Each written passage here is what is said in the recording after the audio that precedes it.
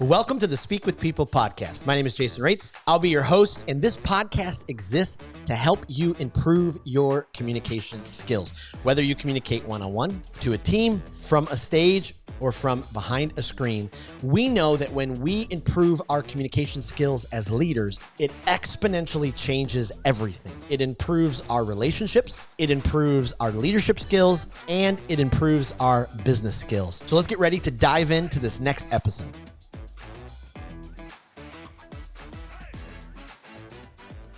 Well, how would you like to master the art of giving and receiving feedback? Do you give feedback regularly? Are you in a position right now where feedback is given to you from your boss or your supervisor or the leadership above you? Do you tense up the moment that somebody has some feedback for you? Do you shy away from it? Do you hide away from it? Is it hard for you to give honest feedback? Well, today we have the amazing opportunity to have an incredible conversation and discussion with Dr. Mary Ritz on the Speak with People podcast. And we're going to talk about this vital skill. We're going to talk about probably so much more, but we're going to dive into all of that. She is the founder and owner of Almenta International, LLC. She's an expert international facilitator, trainer, speaker, communicator. She's got an incredible story, and I can't wait to dive into it more. Dr. Ritz, thank you so much for being on the Speak with People podcast. Wonderful. Thank you so much, Jason, for the opportunity. Great to be connected with you and looking forward to a great conversation. Absolutely. And I love that we had a mutual friend who connected us, Dustin Portillo. And I love that this came about from him.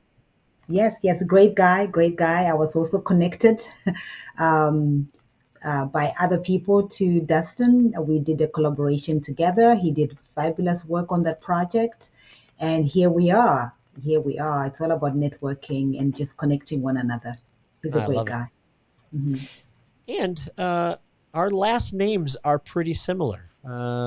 Many folks have confused my name over the years for Ritz. I just have an A in there, R-A-I-T-Z. So I thought so. Like when I was introduced to you, I said, "What is this, a joke, or what happened? Are we cousins? What is it?" So yeah, very, very interesting. Yeah, I love it. Well, before we jump into some of these questions and interview, I'd love for you to just give our listeners a little bit more of your background, who you are, what you do, what's got you to the place you are in now. Sure. Thanks a lot again for that great question. I am based in Atlanta, Georgia, but I do not sound anything like a Georgian. So I was born and raised in Zimbabwe. That's the southern part of Africa, just above South Africa, if you can picture that for our audience. Grew up in a great family. Mom and dad really fostered a learning culture in our family. You had to get that degree. You had to get another second degree if you could. This was just your way out to look for greener pastures, so to speak. So as a little girl, I've told this story many times, but I'm sure I can share it here too. As a little girl, I would come from school, put my book back down, and my hobby or my entertainment was to be a little teacher, an imaginary teacher. So I'd sit under the avocado pear tree and teach the whole afternoon to this imaginary class. My whole idea, I remember, was to encourage this imaginary class to advance themselves, to empower themselves, just like my teacher during the morning had impacted me, had also encouraged me to learn my mathematics, to learn my English language, so that I could be a nurse, I could be a doctor, I could actually be empowered to do whatever I wanted to do. So that was a strong message. I was quite passionate about it, that my siblings then nicknamed me the teacher. Fast forward around the age of 15, when your parents start to send you off maybe to buy groceries or to pick bread or milk, I would come back home and then say to my older siblings, "What's going on? I mean, we purchase things, they should be nice to us." I was treated very badly.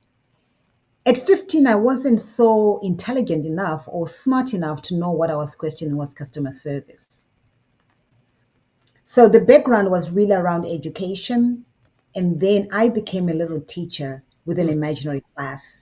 At the age of 15, then my sister would say, maybe you should be a consultant. I did not understand all that language. I was too young to right. understand. But fast forward, I then went to, and I did my master's. I did a marketing degree initially in South Africa. And then I did an MBA at High Point University. My concentration was Wow. international business. And then after that, I moved to South Africa and I did a PhD academically. Mm, I have worked in several corporations: American Express, Verizon Wireless, Standard Bank of South Africa, Woolies in South Africa. So I've been different places, but I realized that really entrepreneurship was calling my name. mm, I wasn't very good, Jason, in taking instructions and being put in a pigeonhole. You're a product manager and that's what you do. I would just wanted to play in different spaces. I wanted to be able to yep. impact and add value in different ways. So in 2008, that's when I jumped ship from the corporate and I started Aumenta International, which is a training and developing organization that focuses on three main areas: customer centricity, leadership development, and team development. Mm. And I can just stop there just for further questions or clarifying questions if you have any, Jason. Oh, I love that. I love that. Yeah. So you're able to use. I thank you for taking us a little deeper into your childhood because it's always fun to hear some backstory, and it's always interesting how they match up to where you get to in the future. Yeah. So it's neat to see what you do now. Yes. Yes. Yes. It's very neat. For me, it's a calling. It called me before I knew it because that's what I do today. I teach, I empower, I equip, I encourage, I help leaders and team members and organizations transform and change to be the Yep. best that they can be. Wow. That's my life. That's what I'm passionate about. Wow. So it's a calling for me. Yeah. Yes. I love that. So when you work with a company, is it typically over the course of a set time? Is it you come in and do training or they send them to you? What's kind of the norm there? Oh, it varies. Yeah. I, I really believe in customization, Mm, not one size fits all. So I understand, I take the time to discover and understand what an organization needs. So sometimes the interventions or the projects are 1 day, 2 days, sometimes 3 months to a year. So depending on how much they want to go into their solutions, that's what I make available. And when I get engaged in a project, it's normally at the organization. right. I go and I integrate within the organization, so to speak. Other trainings can happen at a conference, I mean, at a conference center, and or speaking engagements, depending on where the conference is. Coaching can happen online, does not Yep. always have to happen in person. So it's a variety of Yeah. platforms that I incorporate in my work. And speaking of what you did, you talked about earlier with, your project manager or your one specific job.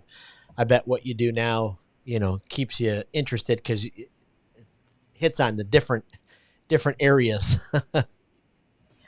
It does, Jason. It does. Especially with this background that I have in customer centricity. Mm, The assumption is that you're only focusing on the customer, which is true, yes. So everything that you do is driven by your customer. right. But in the customer centricity world, you're really looking at the whole entire system of an organization.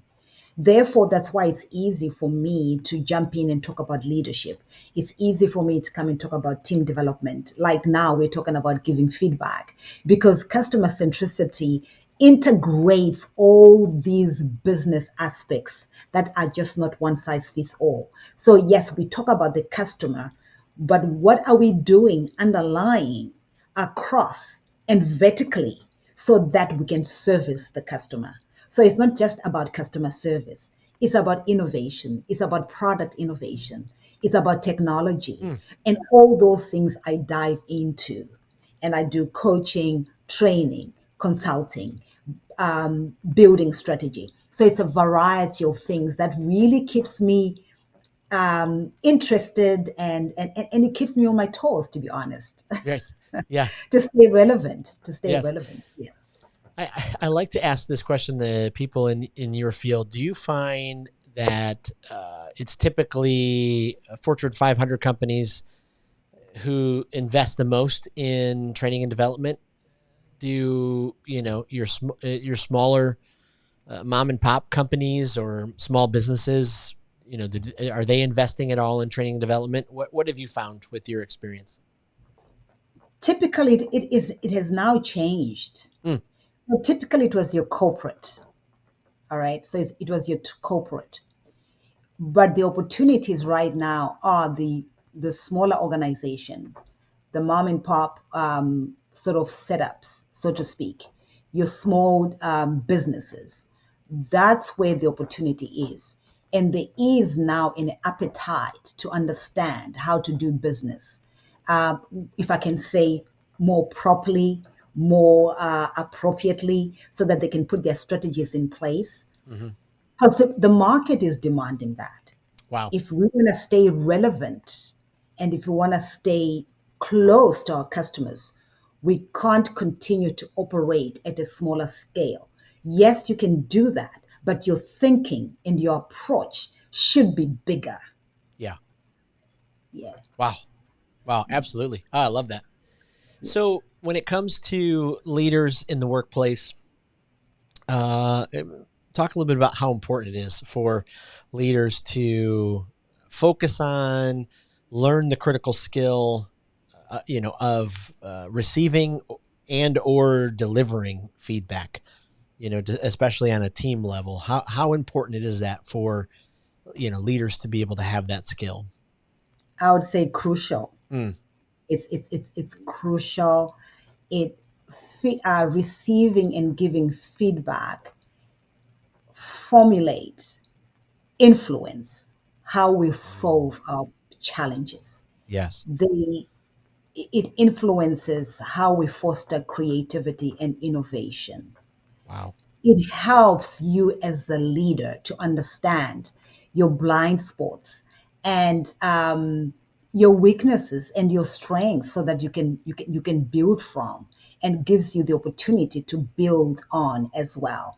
So it's something that we cannot shy away from.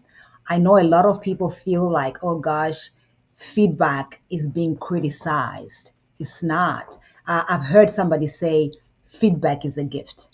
It Mm. is a gift, because it's an opportunity for you as a leader to move your organization forward in terms of understanding what needs to change. That's feedback, right?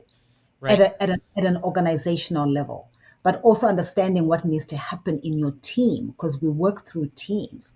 Right. If we shy away from feedback, then we're paralyzing and penalizing employee engagement, innovation, and creativity. Yeah. It's packed. It's packed. Not only are we even looking at the team, think about it. We want to be able to even receive and give feedback from the stakeholders around us, the other partners that we do business with, our customers as well. So that's another angle that also can be talked to, besides or in addition to looking at it from internal only. Wow. Absolutely. Yeah. Was there a moment in your leadership or your professional journey where it just sticks out as one of those first moments that you received some of that feedback, and maybe you didn't respond to it all that well, or maybe you did? Is there a story that kind of sticks out to one of those moments for you? Oh, I can tell you many stories. The fact that I talk about it and I teach on it does not mean I've not had my own. I think it's a human to want to receive. Yeah. We tend to just side, Yeah.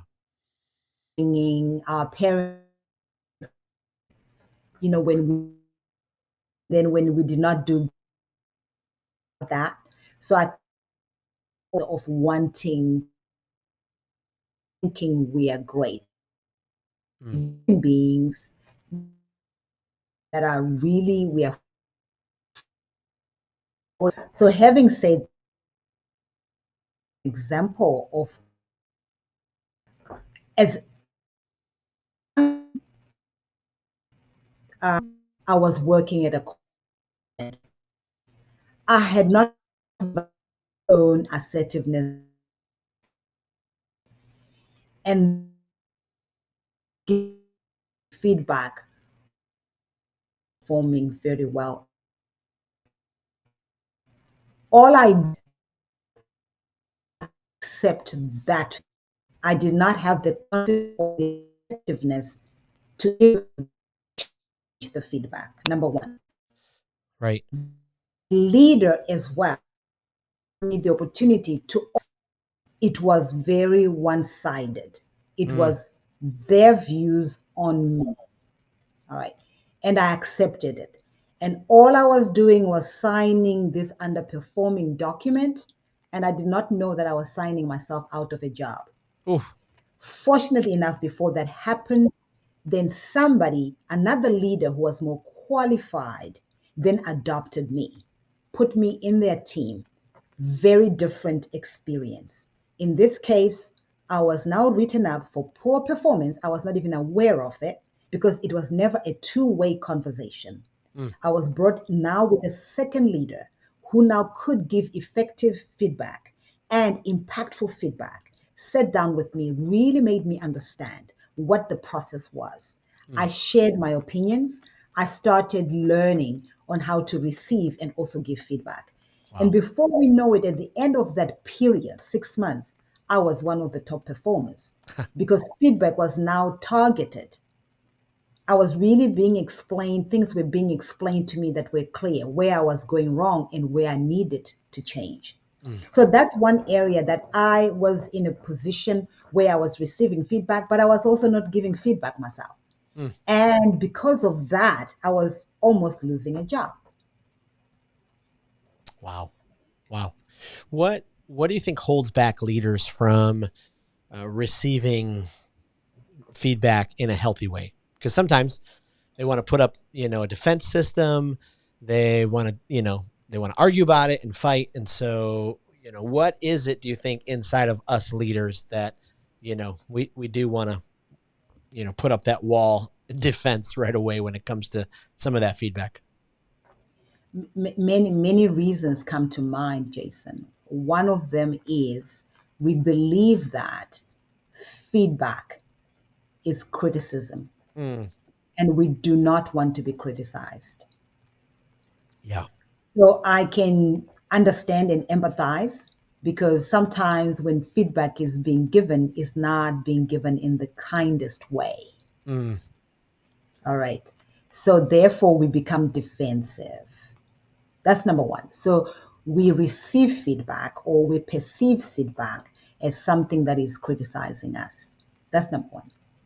Number two, the leader normally now starts to believe that they know it all, they are talented, they they cannot go wrong. Yeah. So sometimes the ego gets in the way. Oof. Yeah.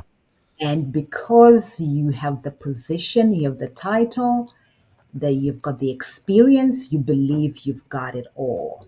So that tends to get into the way, our ego. Yeah.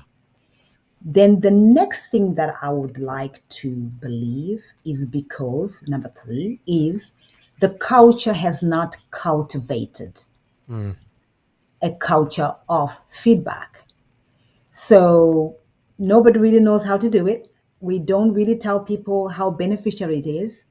We believe that feedback is one way only to the employees, but we actually don't realize and we've not cultivated it. We also have not cultivated the fact that we can give feedback, even if it's not the most famous feedback. It's okay. We don't penalize people. So the whole idea is that now there's a passive aggressiveness, there's an aggressiveness in it, and people are afraid to give feedback. Mm, And even like the leader himself or herself is also afraid that if they feel like they're being criticized, their job is also in jeopardy. right. So the cultures, those are the three things that I could share. And Jason, we can sit here and just unpack that. You've just asked a loaded question, but those three, I think, are some of the main reasons why leaders shy away from feedback. For sure. Oh, I love those. And I love that you hit on the culture, and it just speaks to how important it is, especially if you're in a position to influence the overall culture, to bring in that the health to it and the ability to share openly that way. I mean, it's just powerful. If people don't have to, you know, get into like defense mode when feedback's happening, great things are ahead. Yes, yes, very true. And if I can add, like to that in terms of that culture, because then we can ask, how do we build the culture? Then we train on giving each other the feedback. Let's train each other. All right. How do we actually package how we give feedback? Do we bring in a trainer? Do we, what books are we reading around that? The way that I give Jason feedback, could it differ from the way that I give Robert feedback? Mm, So understanding all those nuances. And also as part of our vision, as our mission, are we leading by example and receiving the feedback and living it and asking for it? yeah. How often do you ask for feedback? Yeah, maybe I'm speaking ahead of ourselves, Jason. I'll stop there for now. I love that. No, that's just a giant question and so important. And so walk us through how often do you think leaders should ask for feedback, and what are the appropriate and correct ways to do that? I think it should be consistent. Mm, Um, as part of the organizational culture that is being intentionally developed around feedback, yeah. we want to come up with some agreements. How often do we do it? Do we do it every one-on-ones? Hmm. Do we do it every quarter? Do we do it every week? But it must be consistent. It Right. cannot be this once a year, once in a blue moon, sort of. It has to be habitual. So every interaction can be a place where you can ask for feedback. Like even after this conversation, give me feedback and I give you feedback at the end of it. It Right. does not always have to be that formal that we sit down on it. So every time we're interacting, we have a meeting, one on one meetings, team meetings, that's an opportunity that we can collect feedback, right? During our performance appraisals, that's an opportunity for us to do that. But also, we can be very intentional throughout and do surveys if you want to do that, and just put that in focus groups. We can do that. So, Yep. how many feedback sessions can we have throughout the year? So, the consistency of doing that is very, very important. How many you have, it depends on how you want to design it. I will Yes. not say do it every week, do it every month. Yes. No, but just do it consistently. I love that. How important it is for the boss or the team leader to also model it. And do you find that, happens pretty frequently in companies, or is that kind of a rarity where the person in charge opens themselves up for feedback? I've seen it in different ways. Mm, So the modeling of it is quite challenging for a lot of people because speaking something and giving feedback to other people comes easier to most people. But it's now the receiving of the feedback that we right. don't want. Again, our fears, our egos. I know, right? I'm the leader. That works differently for some people. Right. And that takes a lot of emotional intelligence. Understanding your weaknesses, understanding your fears. Why are you so afraid of receiving feedback? What happened? What put you in that position? Mm. How then do you face that to overcome that? So that emotional intelligence, that self-awareness, to actually look at yourself in the mirror and to say, yes, I'm good at giving feedback, but I'm not so good at receiving it. Yeah. What's getting into my way and what do I need to work on? You realize that once you do that self-awareness work, self-management work, then you can start to open up to receiving feedback Wow. and accepting it for what it is, right? Also, not Wow. reacting to the feedback is important. Yeah. I've been given feedback by Jason. Maybe it's not settling or resonating well with me. By why is that? Then I don't react to it, but I sit with it. I dwell in it. That's what I call it. I Yep. dwell in it. I'm trying to process it, and then I react to it. Yeah. Yeah, yeah. Wow. That's so good.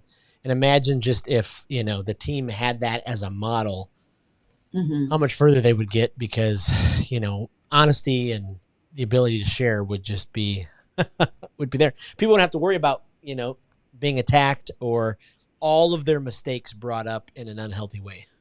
Yes, you're right. You're right. And if I can add to that, especially for a leader who is introducing this concept to himself or to herself or to the organization, I promise you it's going to be uncomfortable initially. Yeah. Each time that you do something for the first time, it's going to sound, ooh, this is too much. This is too hectic. This is too heavy. I understand that. But stay with it. Yep. On your third and your fourth trial, it will become easier. It will Oof. become conversational. Even if you miss it the first time, it can rub some conflict. It can produce some conflict. It's okay. It's okay. Yeah. Just stay with it.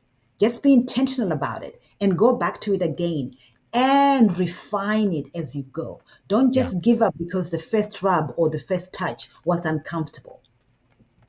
Wow. Right. So what advice would you give to supervisors who uh, need to bring more feedback into the culture?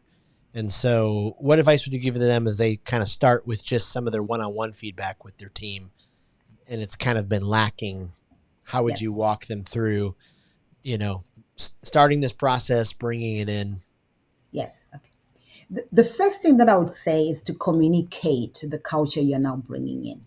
Mm, Uh, Cultivate that. Hey, team, for us to be more effective, for us to be more collaborative and teamwork, I believe this is the route we're going to take. We will need to give each other feedback. And what does that look like?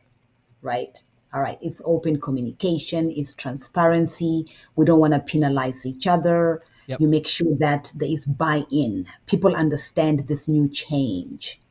And as you are communicating, you're also gauging how they're receiving it, Wow. right? Right. And say, be ready for this change. You will see that. And what will it look like going Yeah. forward? That's number one. So you get that buy-in so that when you start doing it, people are not shocked. They understand exactly what they're doing, right? Then the next thing that I would also put in place and that I would advise is actually modeling how to do it. How do I actually give feedback? So you have some different models. The one model that I normally go to is what I call DISC, is you describe the Mm, behavior that you want to give feedback on. So let's describe it. Jason, when you do this particular thing, number one, so describe that. What is it yep. that you want to change? Then the next thing is express. Mm, Express how it makes you feel, how it is impacting. When you do that, this is how we feel, this is how it's impacting the team. All right. Then you go to the S, what you want to see change. All right. This is what I would like you to change, so to speak. Right. So you're now asking them that I would like you to change this. Then the C is the consequence, the benefits. I mm, believe if you do change this, this is how it's going to help our team. This is how it's going to help our relationship. You're going to sell the benefits. So then that's the next thing. So number one, You've identified, you've got buy-in on the Yep. culture that you're now bringing. Number two, you're now teaching them and showing them how to give the feedback, right? And then take it from there. Then the next thing that you want to do is, now that you've given each other feedback, how are we going to keep each other honest? The progression around that feedback, the check-ins. Since I have provided feedback on this particular matter on you, how are you doing it? How else can we support you? What else do we need? And what are the implications of doing that? Then at the end of that, you celebrate. Number four, the Mm. implications of all this. Let's celebrate this. We've given each other feedback. Now we are creating, we are being innovative, we're a better team for it, and Wow. it repeats. Wow. I love that. Yes. That is so incredibly helpful. This, I mean, Let's it's, also add another one, Jason. yeah. And in all this, make sure that you're not just giving feedback on opportunities for growth or Mm. challenges. Bring in other elements like what they're doing great. Oh, Jason, when you do A and B and C, wow, you are nailing it. You're killing it. Yep. You are absolutely on the money. Where you can develop is this. So it's how you say it. Wow. Don't just bring in the opportunities for growth, but bring in what they're doing well and Yeah. what you want them to keep doing, and demonstrate that you understand the skill set, the behavior. Be specific about it so that they can go and repeat what they're doing well, Right. and then they can develop what they're not doing well. So be very, very be specific. Wow. Wow. Talk to us about the importance of timing, with it. Is it, helpful to, say your team's doing a presentation? Is it helpful to, give the feedback immediately? Is it helpful to wait? Is it, and it could be something more than just a presentation, but, sometimes I've experienced in the past, I'll get feedback from something that happened months ago. What's the right time to remember and be cognizant of when we give that feedback? That's such an important question, Mm. because the timing cannot be underestimated, because you can either break somebody or make somebody by the Right. timing. All right, okay. So you play with it, you got to understand your context. When somebody is giving feedback in front of a whole room, they're giving feedback with their colleagues, they're going through a presentation, you don't want to do it in that room, because that will embarrass them, in my opinion. You want to wait and then do that soon after, maybe to the next day or that afternoon, as Mm. soon as possible, though, while it's still fresh in their minds.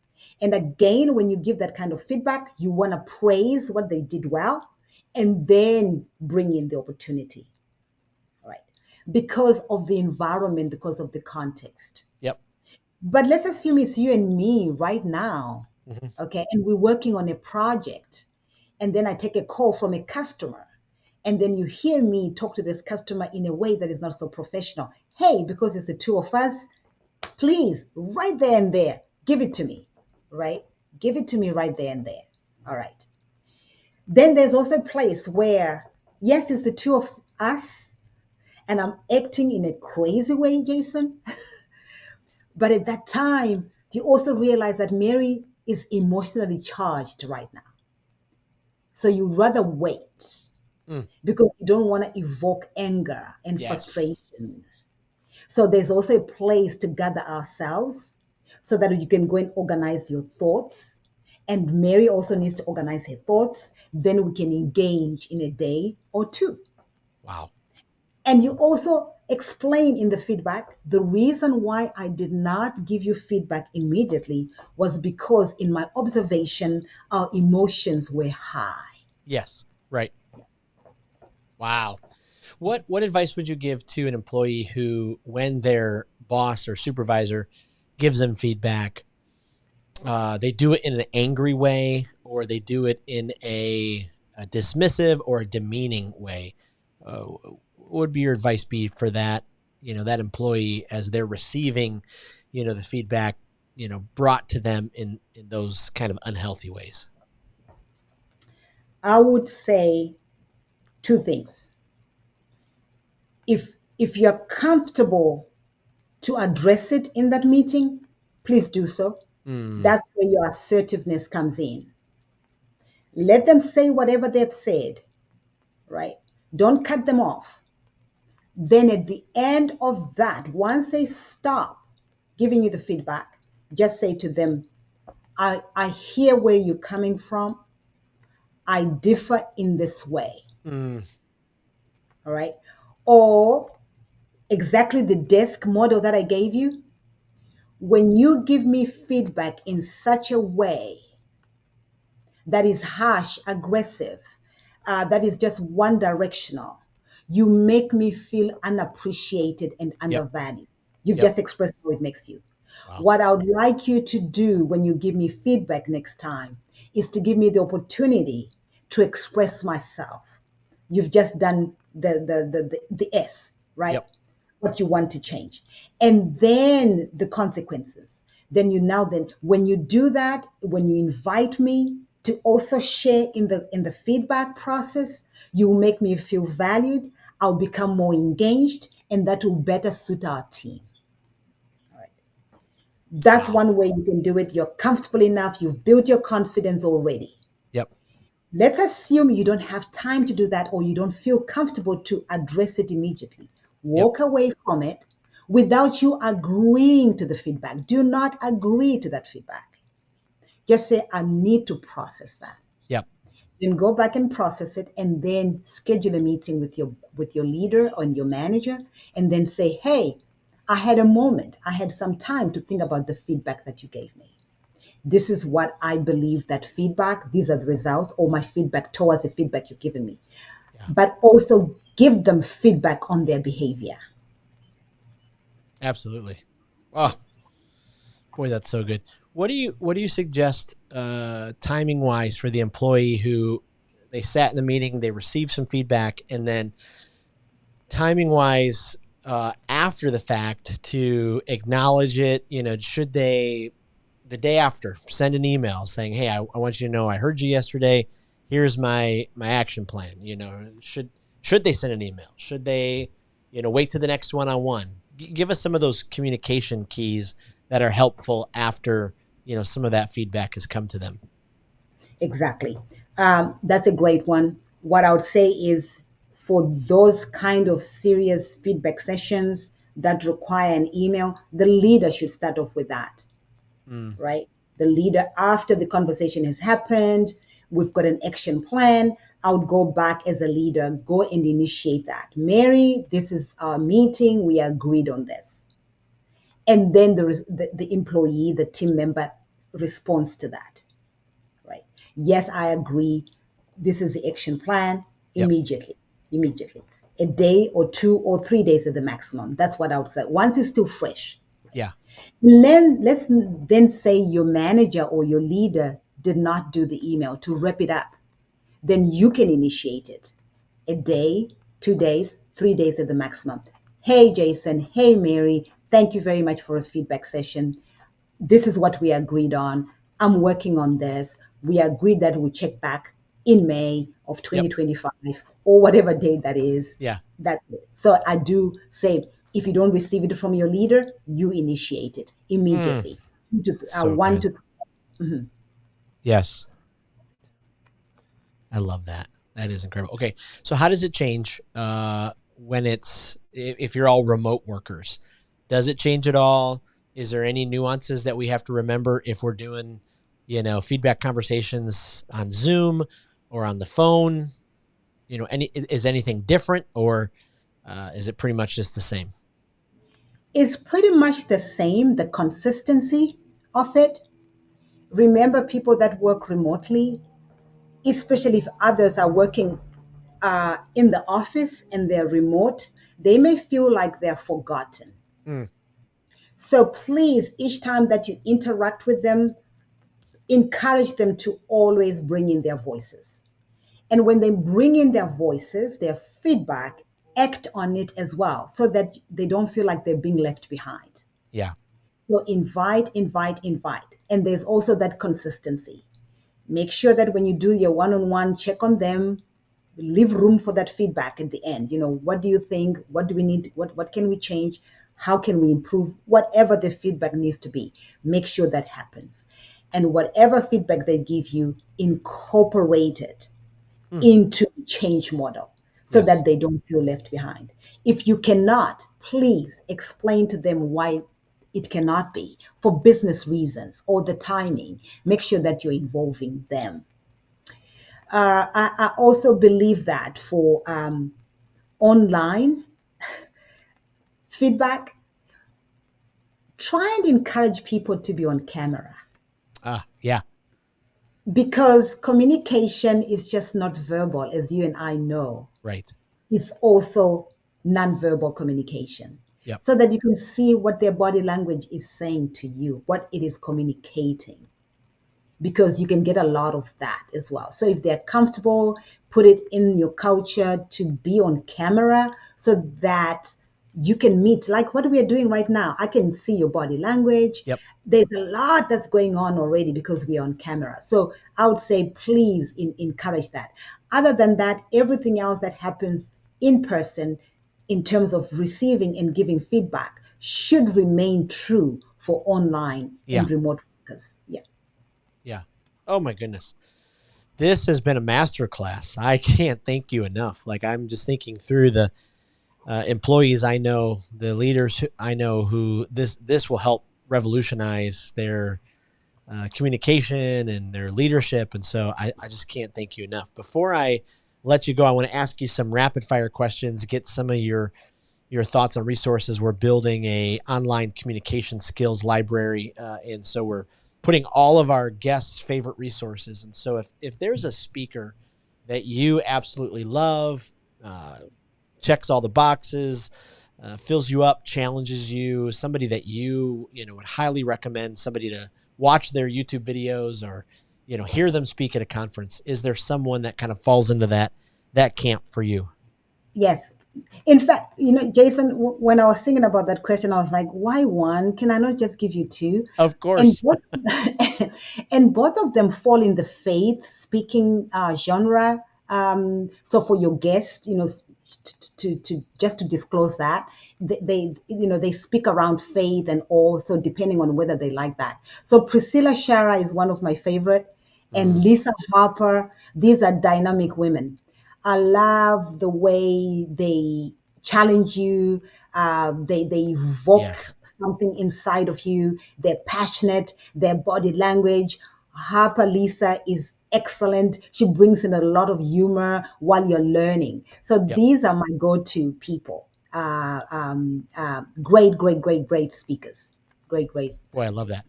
Is Yeah. there, if you're a podcast listener, is there a podcast that's either guilty pleasure or a leadership development that, one or two that you get a lot out of, you love to share with other people? You mean outside yours now? Yes. Wonderful. I got last year. I was on a couple of. I was invited to be a guest, and these are people that I'm now beginning to follow.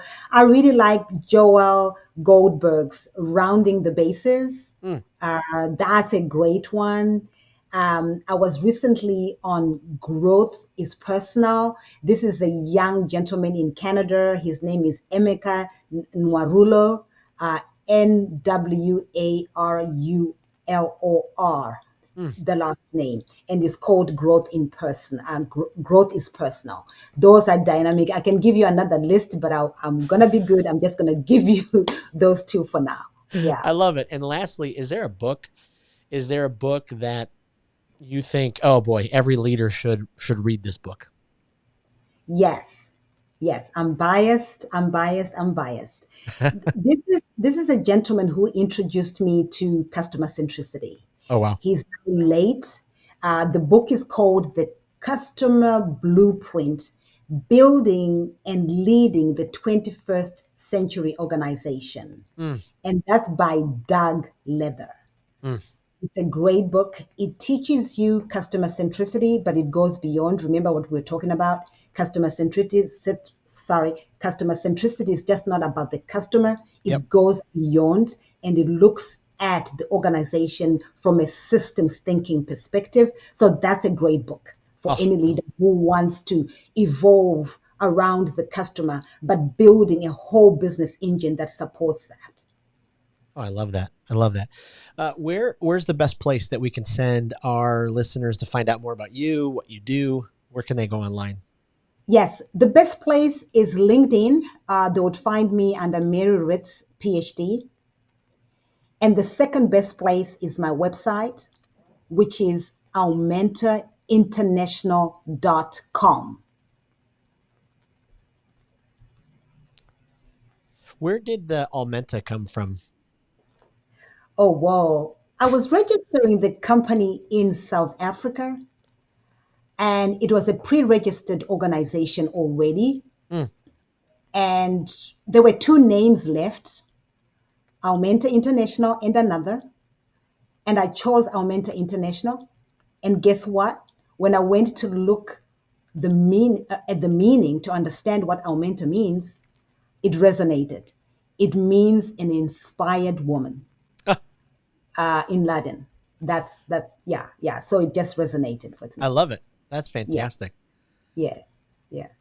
Well, thank you again. This conversation has been absolutely incredible. You are just a brilliant leader, and I just can't thank you enough for pouring out your wisdom and sharing all of this with our listeners. Thank you again for being on the podcast. Thank you very much, Jason, and to your guest. I really had a great time, and I hope this adds value to you and to your followership. Well, thank you for joining us on another episode of the Speak with People podcast. We hope that you were encouraged. We hope that you were inspired and challenged to improve your communication skills. I want to thank you again for being a part of the Speak with People podcast community. Make sure you don't miss out on being a part of the Speak with People Facebook community group. Just head to Facebook, type in Speak with People, scroll down and join our community, because every single day we're encouraging each other, we're helping each other to improve our communication skills. Thanks again, and we'll see you in the next episode.